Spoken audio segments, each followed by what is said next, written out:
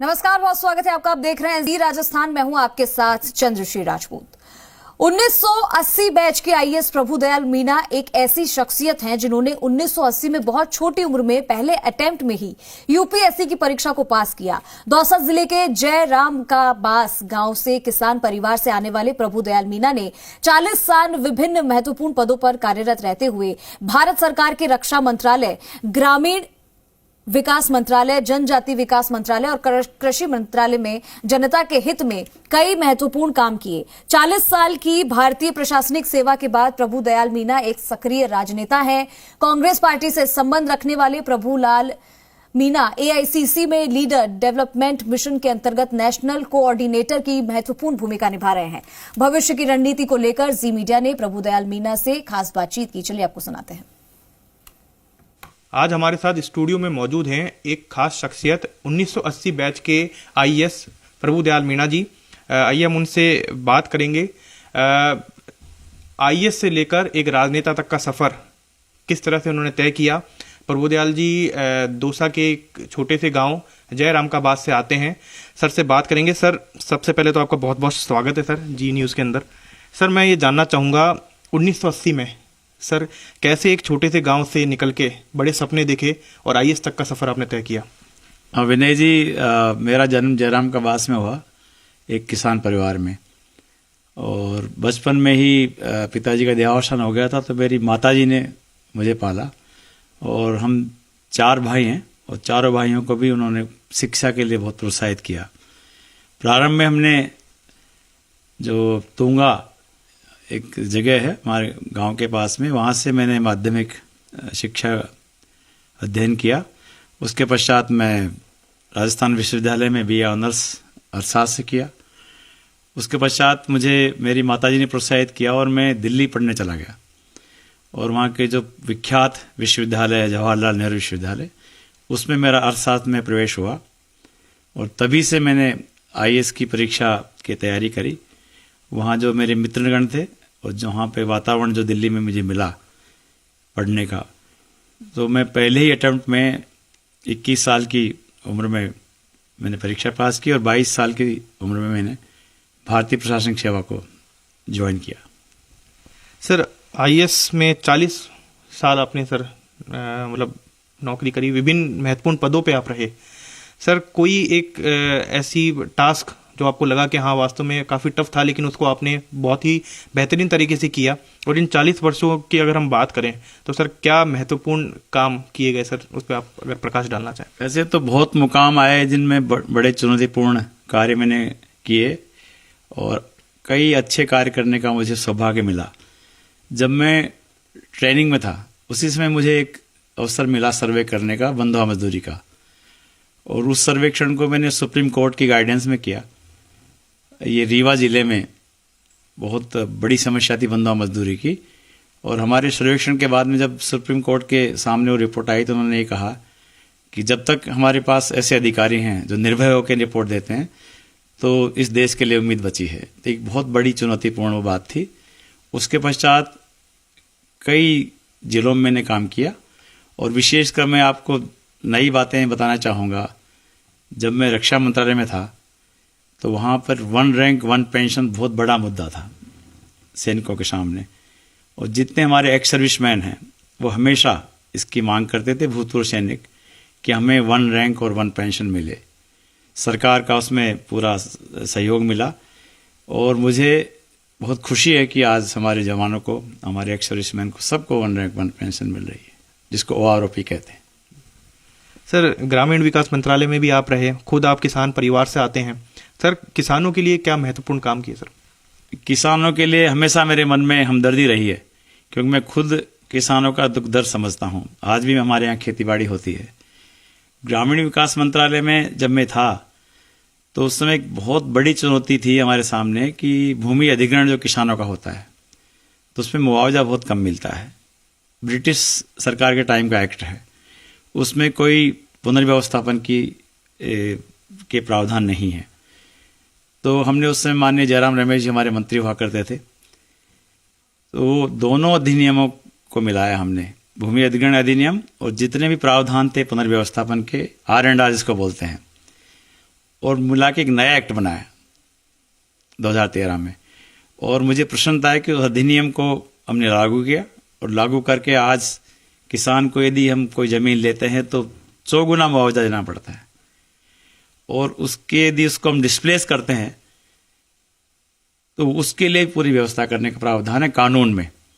और किसान को जो भी मुआवजा हम देते हैं वो सीधा उसके खाते में जमा होता है, वो इनकम टैक्स से मुक्त है। और उस मुआवजे के आधार पर किसान, देखिए देश की विकास की योजना के लिए ज़मीन तो लेनी पड़ती है, लेकिन किसान को भी उसका खामियाजा नहीं भुगतना पड़े, तो किसान को पूरा पूरा मुआवजा हम दे रहे हैं, और ये किसान को सीधा इससे लाभ हुआ है, ये मैं मानता हूँ। सर, प्रशासनिक सेवा में रहते हुए आपने सर अपने क्षेत्र के लिए कुछ विशेष काम किया हो, और अब सर राजनेता के तौर पे सर क्या आगे आप विजन लेके चल रहे हैं क्षेत्र के विकास के लिए, वो जानना चाहूँगा। विनय जी, जब हमने शासकीय सेवा ज्वाइन की तब मेरे गांव में न सड़क थी न बिजली थी। हमारे भाई साहब वो भी प्रशासनिक सेवा में हैं, बड़े भाई साहब दोनों, चंद्रमोहन जी और जयराम जी, हम तीनों भाइयों ने मिलके, और हमारे सबसे बड़े भाई साहब पुलिस में रहे, जगदीश भाई साहब, सब ने मिलके ग्राम में ये आधारभूत ढांचा हमने वहाँ पे स्थापित किया, जिसमें सड़क, बिजली गांव और गांव के आसपास क्षेत्र में। उसके पश्चात जिस पद पे भी मैं रहा, मैंने कोशिश की कि अपने क्षेत्र के लिए काम करता रहूं। जैसे मैंने अभी आपको बताया कि जब मैं दिल्ली में मेरी पदस्थापना थी तो जितने छात्रावास है, कन्या छात्रावास हैं, आवासीय विद्यालय हैं, ये स्थापित करने की कोशिश की। विशेषकर वाटर से डेवलपमेंट प्रोग्राम जो राजस्थान में चला, वो मेरे पास, मेरे प्रभार में था। तो पूरे राजस्थान में हमने करीब 1000 करोड़ के प्रोजेक्ट्स दिए, और निरंतर जब भी जिस भी विभाग में अवसर मिला, अपने क्षेत्र के लोगों से मैं मिलता रहा। उनकी छोटी मोटी समस्याएं कोई आती थी जो मेरे लायक थी, उनको भी मैंने दूर करने का प्रयास किया, और आज भी मैं निरंतर इस सेवा में लगा हुआ हूँ। और राजस्थान के लिए या हमारे क्षेत्र के लिए जो भी विकास के काम आते हैं, वो मैं अपने क्षेत्र में उसका प्रयोग करता हूँ, उनको लाने का प्रयास करता हूँ, ताकि सीधा उसका लाभ जनता को मिले। सर, एआईसीसी में जो नेशनल कोऑर्डिनेटर के पद पर आप हैं सर, उसमें क्या काम सर महत्वपूर्ण रहता है, और विशेषकर अगर राजस्थान की बात करें तो यहाँ पे किस तरह का काम सर हो रहा है? विनय जी, ये लीडरशिप डेवलपमेंट मिशन उदयपुर संकल्प से आया था, और उसमें ये महसूस किया गया कि कांग्रेस पार्टी जड़ स्तर पे थोड़ी कमज़ोर पड़ रही है। तो इसमें विशेषकर एसटी, एससी, ओबीसी और माइनॉरिटीज़ को इसमें प्रोत्साहित करना है, और उसमें जो ज़मीनी स्तर की राजनीति है वहाँ पे उनका नेतृत्व को उभारना है। और इसमें साथ ही हर वर्ग को, एसटी, एससी, ओबीसी और माइनॉरिटी तो मैंने कहा ही, विशेषकर जो जनरल जो हमारे समाज है, उनको भी जोड़ने का प्रयास कांग्रेस पार्टी कर रही है। उदाहरण के तौर पे मैं बताऊं कि हमारे जितने भी असेंबली सेगमेंट्स है, उसमें हमने एक असेंबली कोऑर्डिनेटर लगाया है, और असेंबली कोऑर्डिनेटर अनरिजर्व्ड क्लास से रहते हैं। उनके नीचे फिर ब्लॉक कोऑर्डिनेटर्स हैं, ब्लॉक कोऑर्डिनेटर्स के नीचे हमने मंडल बनाया है, और मंडल के साथ ही बूथ कोऑर्डिनेटर और ग्राम कोऑर्डिनेटर। ये तो ज़मीन का हो गया।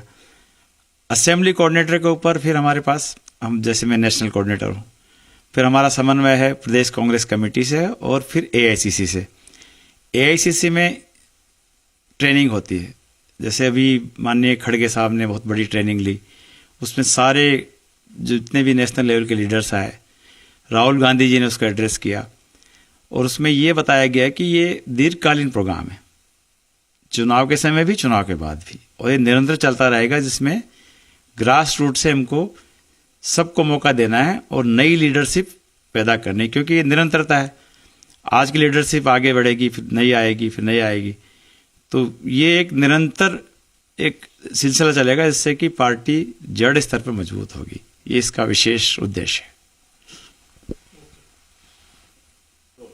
सर, लोकसभा चुनाव आ रहे हैं, काफ़ी सक्रिय हैं सर आप अपने क्षेत्र के अंदर, तो किस तरह की तैयारी सर आप कर रहे हैं, आपसे जानना चाहेंगे सर। देखिए, मुझे एआईसीसी से पूरा आशीर्वाद मिला हुआ है। माननीय के राजू से मैं भी मिलकर आया, वरिष्ठ नेताओं से मिला, और अभी चूंकि लोकसभा चुनाव बहुत ही नज़दीक आ गए हैं, तो मेरा संपर्क तो पहले से ही लोगों से है।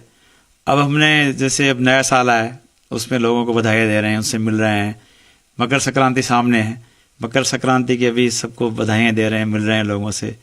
फिर गणतंत्र दिवस सामने आ गया है, तो उसके कई समारोह होने जा रहे हैं और लोगों से मैं मिल रहा हूँ। और साथ ही मैं सोच रहा हूँ कि अब क्षेत्र में पदयात्रा करूँ और यात्राएं भी करूँ, उसके माध्यम से लोगों से मिलूं और जो कांग्रेस की विचारधारा है वो लोगों को बताऊं और लोकसभा चुनाव में कांग्रेसी विचारधारा को आगे बढ़ाऊं, ताकि आगामी चुनाव में हमारी पार्टी का संगठन मजबूत हो और हमें सफलता मिले।